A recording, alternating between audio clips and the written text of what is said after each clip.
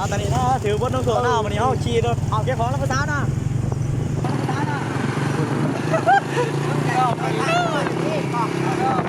สบายดีเนาะมื้อนี้ก็มาพบกับพวกเฮาสายเสกสารตูดีโอ้ขี้ขานของแห้งมื้อนี้ก็สิมาแข่งขันกันหลังจากที่บ่ได้แข่งขันกันเฮิงแบบเฮิงอีหลียังล่ะสุดกับคิมมี่ก็เฮิงเป็นเดือนก็สิมาแข่งขันกันแข่งขันจ้องตากันกติกาคือห้ามยิ้มห้ามยั้งเฮ็ดหน้าซื่อๆแล้วก็คันไผแพ้กระแป้งกระแป้งโป๊ะเหรอกะสิไปจะได้กลับไปเบิ่งคือโอ้ก็คือเก่าเลยคือสิโคตรดีเลยแหละห้ามยิ้มบวชด้วย1 2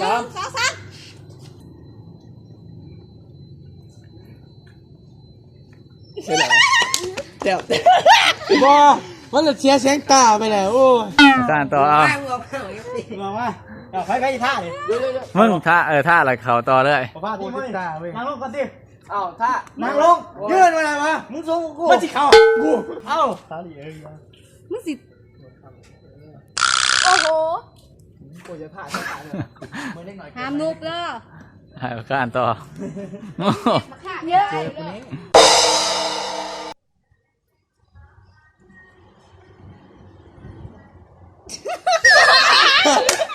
มึงคิดว่ามันยืนอะไรอ่ะตอนตาเตะลมมันผัดมาลงโต๊ะแก่เป็นเลยโอ้ยไม่ดิโดพี่ไม่จริงไม่ยิบขอบอะไรยิบแต่ว่าเฮ็ดได้ลุกไปเฮ้ยมึงหนาดิตอนนี้เรามาอยู่โซนหาคนที่แพ้โอ้มอนี่ยังทนอยู่มอนี่ก็ต้องชนะจักคลิปนะปากเขามันกูก็สีเชียวไปด้วยกูเสียกี่ตัว2 3เข้าตากูมาเนี้ยอย่าไปตากูแน่เหมือนกันเด้อเอา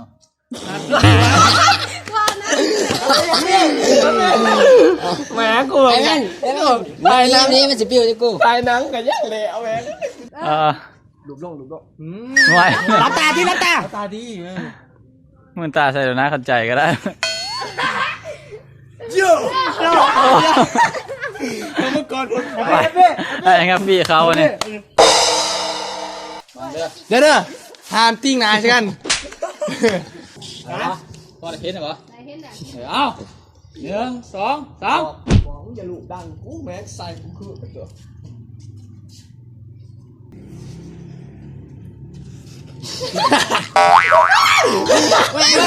ว่าดิมันสิเงียบก็ยังไม่เงียบตีล่าอยู่เองมันลายพูดมันจะเริ่มกระเบิดโอ้ยมีลายว่าใหญ่โอ้มึงอะนะกูแม่มาเอาขายโทรศัพท์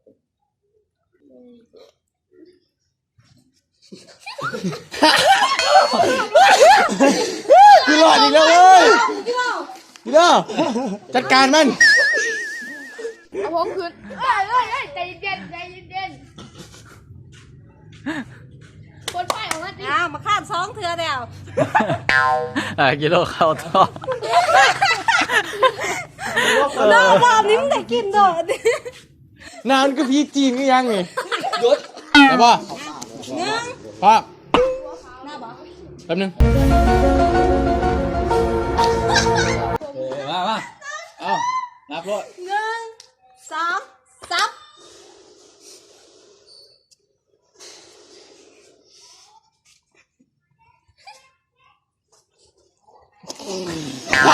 ใส่ก็กูจะหนาวแล้วโอ้ตายแล้วกูเซนตึ้งเอาหัวขาเลยโตเอาผมมันนั่งยืมข้าวกูจีนสุดยอดปีเก่า1 2 3แฮปปี้จังเลยดีจะว่าดีไฟแดงก็ไฟฝาเนาะประถานกันจุดแล้วไฟแดงมัวเดียว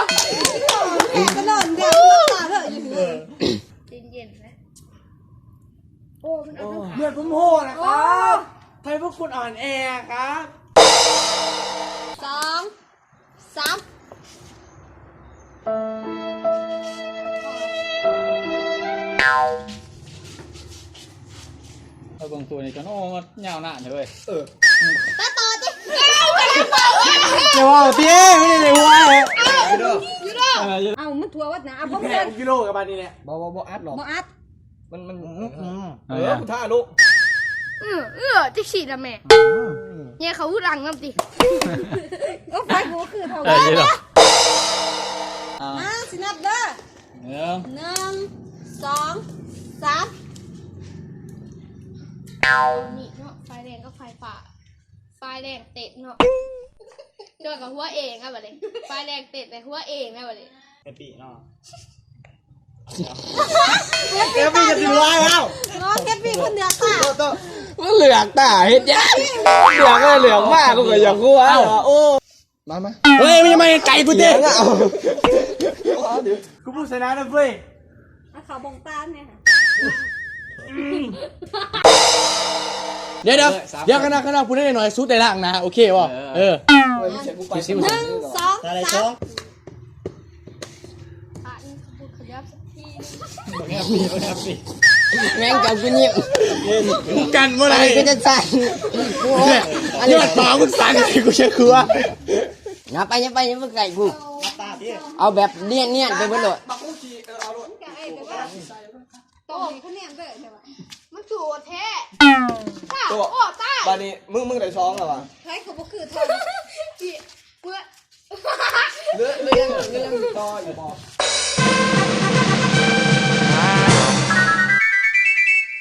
2 คนเนาะเป็นผู้ชนะเนาะ2 คนเป็นผู้แพ้เสียเอาไปกินน้ำอยู่บนบกสภาพแล้วนี่เลยพอคอยไล่ล่างนะโอ้ยไปเบิ่งกด ไหม แล้วคือสิท่าให้มันขาวกว่านี้เนาะแล้วก็อย่าลืมกดไลค์กดแชร์สุดท้ายเอารถโอ้ชิวๆทั้งงานนี้ โอ้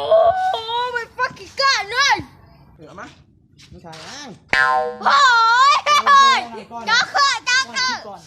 อร์เอาให้มันถือหลายๆด้วย ไงเขิน เอาตรงหัวมันหันตรงห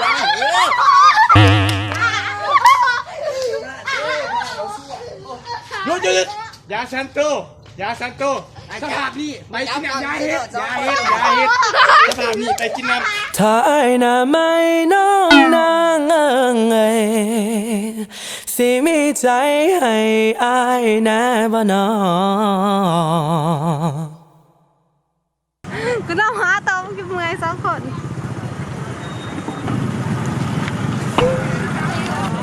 เอา ขอพัดสินุ่มไกลอะไรวะน้อยไว้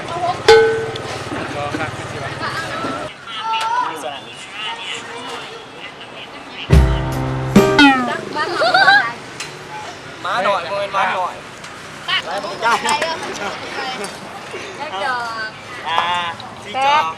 ซีจอกเด้ออีกพันไม่ใจของรถเอาตอนนี้ถ้าถือบนต้องสวมหน้าวันนี้เขาขี่รถเอาเก็บของแล้วภาษาหน้า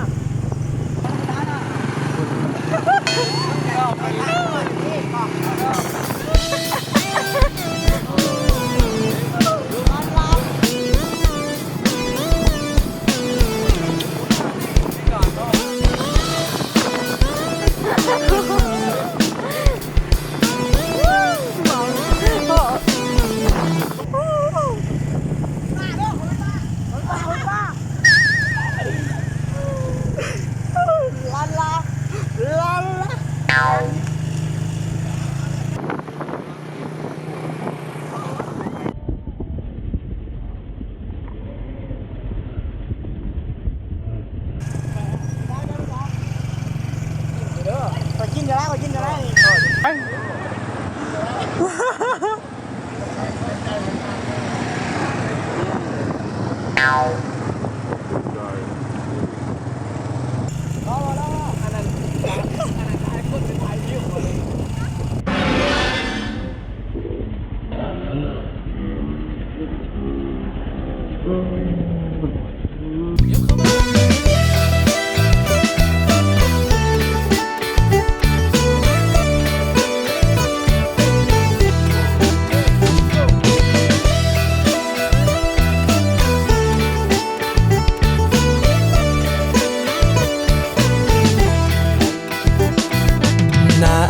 อกเขาใส่ข้างนางเลยบ่มีใจ